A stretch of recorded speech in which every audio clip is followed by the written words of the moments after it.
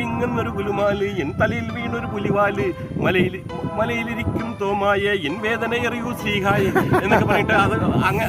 Hello friends, today I would like to make a video with Mr. Thomas. He is one of the senior artists who worked with the drama theatre. He is one of the pioneer of the traditional drama history in our location. Mr. Thomas is very popular in social media, especially in YouTube. He is working with many web series in YouTube, and some medias are making videos on him. I'm very happy to say he is working with me in my ongoing film project, cinema project.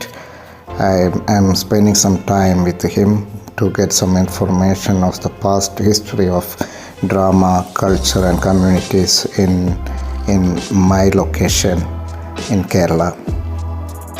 In my film, Mr.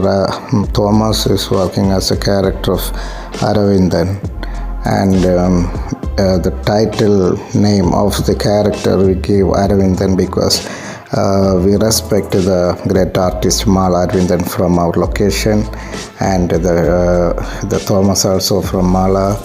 We respect Mala Aravindan. So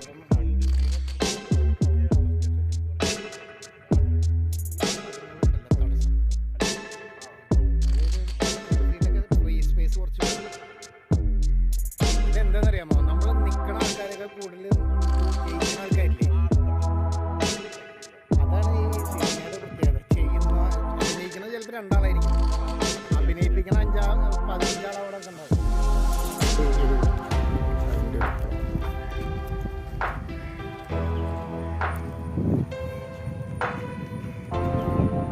അപ്പോൾ Thomas ചേട്ടൻ ഒരു കാര്യം ചോദിക്കട്ടെ, നമ്മുടെ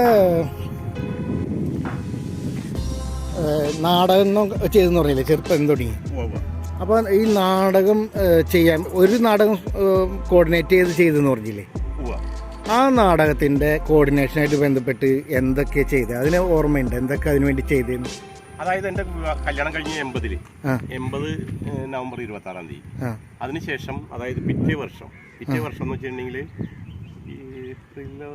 ഏപ്രിലോ മെയിലോ ആയിട്ടാണ് അണ്ടിക്കമ്പനി ദുർഗാ ഭഗവതി ക്ഷേത്രത്തിൽ അവര് എന്നെ സമീപിച്ചത്. അന്ന് ഞങ്ങൾ സൈമ തിയേറ്റേഴ്സ് എന്ന് പറഞ്ഞിട്ടൊരു തിയേറ്റേഴ്സ് ഉണ്ട് അവിടെ. അതിന്റെ ഹെഡ് ഓഫീസ് അല്ലെങ്കിൽ അങ്ങനെ ഒന്നുമില്ല, പള്ളിയോടനുബന്ധിച്ച് ഞങ്ങൾ ചെയ്യുന്ന കാര്യങ്ങൾ. അന്ന് എല്ലാ വർഷവും ഒരേ നാടകങ്ങൾ സൈമ തിയേറ്റേഴ്സിന്റെ പേരിൽ. അതിൽ കുറെ കലാകാരന്മാരുണ്ട്. അതിൽ 2-3 പേര് ഇപ്പൊ മരിച്ചു. അതിൽ ബാക്കിയുള്ളത് ഞാൻ, പിന്നെ കരണ്ടംപെട്ടി ആന്റണി, പിന്നെ ജോസഫ് അതായത് കാഞ്ഞുത്തറ, പിന്നെ പറയണമെന്നുണ്ടെങ്കിൽ ഒരുപാട് ആളുകൾ ഇപ്പോഴും നമ്മുടെ ഓർമ്മയിൽ പെട്ടെന്ന് വരാത്തതുകൊണ്ടാണ് ഞാനത് പറയാത്തത്. അങ്ങനെ ഒരു കാലഘട്ടം ഉണ്ടായിരുന്നു. ഞാനന്ന് അഭിനയിക്കുമ്പോൾ ഏകദേശം ഒരു 10-22 വയസ്സുള്ളൂ ശരിക്കും പറഞ്ഞു കഴിഞ്ഞാൽ ഞാൻ തുടങ്ങുന്നത്. പിന്നെ സ്കൂൾ നാടകങ്ങളിലൊക്കെ ഞാൻ വേഷങ്ങൾ ചെയ്തിട്ട് കയ്യടിയൊക്കെ നേടിയിട്ടുള്ളതാണ്. പിന്നെ എന്ന് പറഞ്ഞിട്ടുണ്ടെങ്കിൽ ഈ ഒരു 22 വയസ്സ് തുടങ്ങി ഞാൻ ശരിക്കും ഈ അമേച്ചർ നാടകങ്ങളിൽ. അപ്പൊ അതിന് അവിടെ ലോക്കലില് ഉണ്ടായിരുന്ന ചേട്ടന്മാരൊക്കെ അന്ന് ആ ചേട്ടന്മാരൊക്കെ ഇന്ന് അതില് 3-4 പേര് ഇപ്പൊ മരിച്ചു. അല്ല, അവരാണോ നമ്മളെ വിളിച്ച് ഇതിലേക്ക് കയറ്റിയതും ട്രെയിനിങ് ആയിട്ടും? അത് എന്ന് വെച്ചിട്ടുണ്ടെങ്കിൽ ഒരു ഗോഡ് ഫാദർ എന്നുള്ള അല്ല, അങ്ങനെ പറയുമ്പോഴേ ശരിക്കും പറഞ്ഞു കഴിഞ്ഞിട്ടുണ്ടെങ്കിൽ ഈ അന്നൊരു കൂട്ടായ്മയാണ്. നമുക്കത് ചെയ്യാൻ പറ്റുമെന്നുള്ള രീതിയിൽ ഞാൻ എല്ലാത്തിന്റെ പിന്നാലെ നടക്കും. അങ്ങനെ ഒരു ഫോളോ അപ്പിൽ ഇപ്പൊ ഒരു നാടക റിഹേഴ്സൽ ഞാൻ ഇല്ലാത്തതാണെങ്കിലും ചെന്ന് റിഹേഴ്സൽ കാണില്ല, അങ്ങനെയൊക്കെ മനസ്സിലായി. അപ്പൊ അങ്ങനെ പെട്ട് പിന്നെ ഒരേ ഇതിലേക്ക് നമ്മൾക്ക് ഒരു കഴിവുണ്ടെന്ന് അവർ കണ്ട് അങ്ങനെയാണ് നമ്മളെ ഇതിലേക്ക് ഒരേ ഇതിലേക്ക് അങ്ങനെ ഒരു അവരുമായിട്ടുള്ള നിരന്തരമായ സംസർഗം കൊണ്ട് അങ്ങനെ ഗ്രൂപ്പിൽ എല്ലാവരും ആ ലൊക്കേഷനിൽ വരുന്ന ആളാണ്. പള്ളിയോടനുബന്ധിച്ച് എപ്പോഴും വരുന്നവരും കാര്യങ്ങളാണ്. അങ്ങനെയാണ് സൈമ തിയേറ്ററിന്റെ ഭാഗമായിട്ട് ഇതിൽ ഇങ്ങനെ നാടകങ്ങളും കാര്യങ്ങളും അങ്ങനെ വന്നിട്ടുണ്ട്. അന്ന് അത് ജോസ് കൊളോസസ് മരിച്ചുപോയി, ഞാൻ കേട്ടിട്ടുണ്ട്. വോളിബോൾ അല്ലേ, പുള്ളി ഒരു നാടകത്തിന് വേണ്ടിയിട്ട് പാട്ട് എഴുതി. അത് നല്ല രസമായിരുന്നു, ഒരു ഹാസ്യ പാട്ടായിരുന്നു. പിന്നത്തെ നാടകത്തിന് ഇതേമാരെ വന്നു കഴിഞ്ഞപ്പോ അത് 79-ലാണെന്നാണ് എന്റെ ഓർമ്മ. ഒരു പാട്ട് ഇങ്ങനെ ഹാസ്യ പാട്ട് ഞാൻ എഴുതി. അത് ശരിക്കും പറഞ്ഞു കഴിഞ്ഞിട്ടുണ്ടെങ്കിൽ 79-ൽ. അപ്പൊ വെച്ചിട്ടുണ്ടെങ്കിൽ അത് നല്ല ഹിറ്റായിരുന്നു, എല്ലാവർക്കും ഭയങ്കര ഇഷ്ടപ്പെട്ടു. അതായത് ഇതെന്തൊരു പരീക്ഷണം എന്നെന്തോണി പുണ്യാള, ഡ്രൈവിങ്ങിന്റെ ABCD എനിക്കറിയില്ല, ക്ലച്ചും ബ്രേക്കും ഏതാണെന്നോ എനിക്കറിയില്ല. ഇത് ഇങ്ങനെ എഴുതാനുള്ള കാരണം കൂടി ഞാൻ പറഞ്ഞുതരാം. അതായത് ആ കഥ അവതരിപ്പിക്കുന്ന കഥാപാത്രത്തിനോട് ആ വീട്ടിൽ ഇനി ജോലി ചെയ്യണമെന്നുണ്ടെങ്കിൽ, അതായത് ഡ്രൈവിംഗ് പഠിക്കണമെന്ന് പറയും. അപ്പൊ ഡ്രൈവിംഗ് പഠിക്കണമെന്ന് പറഞ്ഞപ്പോ ആള് എന്ത് ചെയ്തിട്ടും പഠിക്കാൻ പറ്റുന്ന ആൾക്ക്. അപ്പൊ ഇരുന്നിട്ട് ഇങ്ങനെ അന്തോഷിനാണ്ട്, അപ്പൊ അന്തോഷിന്റെ നടയിൽ തന്നെയാണ് ഈ നാടകം കളിക്കുന്നത്. പുള്ളി അന്തോഷിനോട് പ്രാർത്ഥിക്കുന്നതാണ് എന്താണ് ഇങ്ങനെ പാടി, ഗുരുവ് ഡ്രൈവിംഗ് എന്നൊരു ഗുലുമാല് എൻ തലയിൽ വീണൊരു പുലിവാല്, ഡ്രൈവിംഗ് എന്നൊരു ഗുലുമാല് എൻ തലയിൽ വീണൊരു പുലിവാല്, മലയിലിരിക്കും തോമായ എൻ വേദന അറിയൂ ശ്രീഹായ എന്നൊക്കെ പറഞ്ഞിട്ട് ആ പാട്ട് എങ്ങനെയാണ്, കൊരക്കിനൊപ്പം വെള്ളത്തിലാക്കി ഗോവിന്ദനാശാൻ. അതായത് അതിലെ owner lorry, lorry, car, bus എല്ലാം പല പല കോലങ്ങൾ. അതായത് ആള് ആ വിഷമം പുണ്യാളോട് പറയണം. അത് കഴിഞ്ഞിട്ട് പിന്നെ പ്രാർത്ഥിക്കുന്നത് ഗുരുവായൂരപ്പനോടാണ്. ഗുരുവായൂരപ്പനു നെയ്യഭിഷേകം നൽകാം, കൊടുങ്ങല്ലൂരമ്മയ്ക്കോ രക്താഭിഷേകം നൽകാം, കല്ലിലിരിക്കും ജഗദീശ എൻ വേദനയറിയൂ മുരുകേശ, കല്ലിലിരിക്കും ജഗദീശ എൻ വേദനയറിയൂ മുരുകേശ, കൊരകിനൊപ്പം വെള്ളത്തിലാക്കി ഗോവിന്ദനാശാൻ പറയും. മനസ്സിലായി? അപ്പൊ അത് അന്നൊരു ഭയങ്കര ട്രെൻഡായിരുന്നു ആ പാട്ട്. ഇതാരെഴുതി? അത് ശരിക്കും ഞാൻ എഴുതി, പിന്നെ ആദ്യം ഞാൻ എഴുതിയത് ഒരു ഇതാണ്, അടിച്ചുപൊളി പാട്ട്. Darling darling oh my darling, നീ എന്റെ ലഹരി ഞാൻ നിന്റെ ലഹരി, നിന്നിലലിയാൻ എനിക്ക് മോഹം ഡാർലിംഗ് ഓ മൈ ഡാർലിംഗ്. ഇത് അത് നാടകത്തിന് വേണ്ടിയിട്ട് ഞാൻ തന്നെ എഴുതി. അതപ്പോ ഒരു നാടകത്തിലേക്ക് രണ്ട് പാട്ട്, ഒരു പാട്ടോ രണ്ടോ പാട്ടോ, അപ്പൊ പല നാടകങ്ങൾക്ക് വേണ്ടിയാണ് അവതരിപ്പിച്ചത്. ഇത് അഗ്നിവലയമാണോ ഏതാ നാടകങ്ങൾ ഓർമ്മയില്ല, അല്ലെങ്കിൽ ഗാന്ധീവാണെന്ന് എനിക്ക് തോന്നുന്നത്. അത് ഞാൻ തന്നെയാണ് അഭിനയിച്ചത്.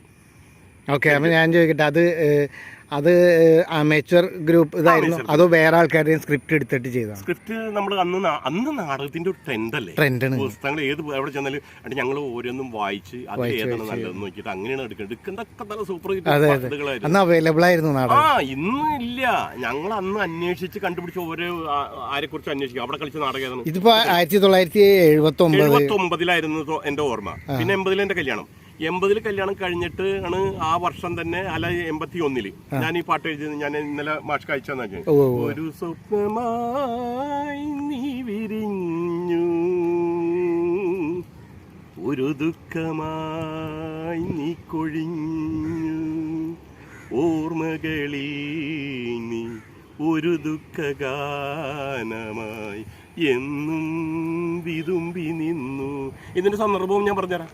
പ്രേമിച്ച പെണ്ണിനെ കൊന്നു കഴിഞ്ഞിട്ട് ആ വിരഹഗാനം അവന്റെ ശരിക്കും പറഞ്ഞു കഴിഞ്ഞാല് അത് എഴുതുന്നത് ഞാൻ പറഞ്ഞ റിഹേഴ്സലിന്റെ ഉള്ളിൽ ഞങ്ങൾ സ്കൂളിലിരുന്ന് റിഹേഴ്സൽ ചെയ്യും.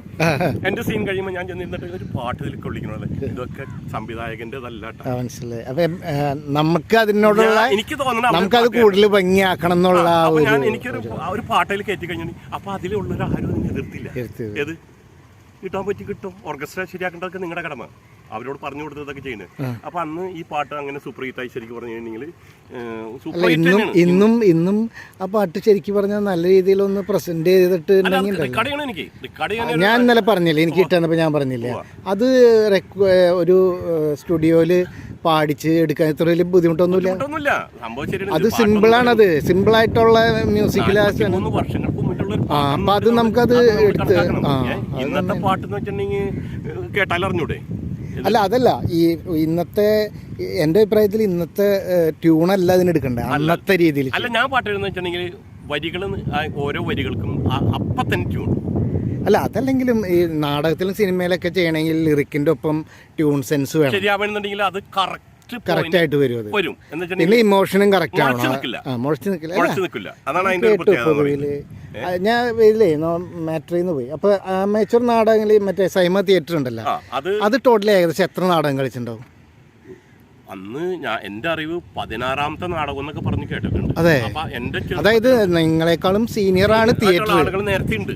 അവര് ചെറുപ്പത്തിലോട്ട് അവരൊക്കെ അന്ന് കളിക്കുമ്പോൾ ശരിക്കും പറഞ്ഞു കഴിഞ്ഞിട്ടുണ്ടെങ്കിൽ അവർക്ക് അന്നൊരു 45 വയസ്സൊക്കെ കഴിഞ്ഞിട്ടുണ്ട്. അന്ന് അപ്പൊ അവരും എന്റെ പ്രായത്തിൽ ചിലപ്പോ 20 ഇറങ്ങിയേക്കണതാണ്. വന്നിട്ടുണ്ടായിരിക്കാം. Okay, okay. പക്ഷെ അതെനിക്ക് ഓർമ്മയില്ല ശരിക്കും പറഞ്ഞു കഴിഞ്ഞാല്. പിന്നെന്ന് വെച്ച് കഴിഞ്ഞിട്ടുണ്ടെങ്കിൽ അത് കഴിഞ്ഞ് ഈ പറഞ്ഞ മാതിരി പിന്നെ എക്സ്ട്രാ ഒരു നാടകം ചെയ്തത് ഈ സുപ്രിയ ജെഗൻസ് അസോസിയേഷന് വേണ്ടിയിട്ട് ഒരു നാടകം, അതായത് വൃത്തം എന്ന നാടകം, അതായത് മുഹമ്മദ് പുഴക്കരയുടെ വൃത്തം. ആ നാടകം കംപ്ലീറ്റ് ഇത് എൻ്റെ ഇതിലായിരുന്നു. സുപ്രിയ ക്ലബിന്റെ പേരിലാണെങ്കിലും അതിന്റെ തല മുഴുവനും നമ്മളാണ് വർക്ക് ചെയ്തത്. നടിമാര ബുക്ക് ചെയ്യലും മറ്റുള്ള കാര്യങ്ങളെല്ലാം ചെയ്ത് അതിൽ ഏറ്റവും ബെസ്റ്റ് കഥാപാത്രം ഞാനാണ് അവതരിപ്പിച്ചത്. KHM സുബൈറാണ് മാളയില അത് സംവിധാനം ചെയ്തത്. അത് കഴിഞ്ഞോടുകൂടിയാണ് പിന്നെ ഞാൻ ഗൾഫിലേക്ക് പോകുന്നത്. മനസ്സിലായി. അതായത് ഈ കലാരംഗത്ത് സമയത്ത് ചെറുപ്പത്തില് ഞാൻ കഴിഞ്ഞ വീഡിയോയിൽ ഞാൻ പറഞ്ഞു കലാരംഗത്ത് സജീവമായിട്ട് കയറി വരുന്ന സമയത്താണ് അങ്ങോട്ട് പോയത്. പക്ഷെ ഞാൻ ഒരു ചെറുപ്പം കൊണ്ട് ഒരുപാട് കാര്യങ്ങൾ ആ മേഖലയിൽ ചെയ്തു. കാരണം വെച്ചിട്ടുണ്ടെങ്കിൽ ഞാൻ പറഞ്ഞില്ലേ ഒരു 5-8 ഞാനിപ്പോ ഈ വീഡിയോ എടുക്കണതിന്റെ ഒരു പർപ്പസ് എന്നറിയാമോ? ചേട്ടൻ തോമസ് ചേട്ടൻ ഇപ്പോ അത് ചെയ്യുന്നു. ഇപ്പൊ എന്റെ സിനിമയിൽ അഭിനയിക്കുന്നു, വേറൊരു സിനിമയിൽ അഭിനയിക്കും. ജനത്തിനറിയില്ല ഇതിന്റെ ഡെപ്ത്, വേറെന്തോരം പോയിട്ടുണ്ട്, എത്ര കൊല്ലം മുമ്പേ ഉള്ള. ഞാൻ അതുകൊണ്ടാണ് ഇതൊന്ന് ചെയ്യുന്നത്. ഇന്നിപ്പോ 3 ഇന്നലെ 5 അഭിനയിച്ചതെന്ന് പറയുന്നുണ്ട്. പക്ഷെ എന്ന് തുടങ്ങിയ അഭിനയം എന്നുള്ള ഒരു ചിന്ത നമ്മുടെ മനസ്സിൽ വേണം. അത് ഞാൻ ചിന്തിക്കും. ഞാൻ ഒരാളെ ഒരു ഡയറക്ടർ എന്നുള്ള നിലയ്ക്ക് ബേസ് റൂട്ട് തുടങ്ങി ഒന്ന് നോക്കും. ഇപ്പം എന്നെ കണ്ടപ്പോൾ വന്നിട്ടൊരു ചാൻസ് ചോദിക്കണാണോ അതോ കറക്റ്റായിട്ട് ആ കമ്മിറ്റഡ് ആയിട്ട് ജീവിതത്തിൽ കലയുണ്ടോ എന്ന് നമ്മൾ ചിന്തിക്കും.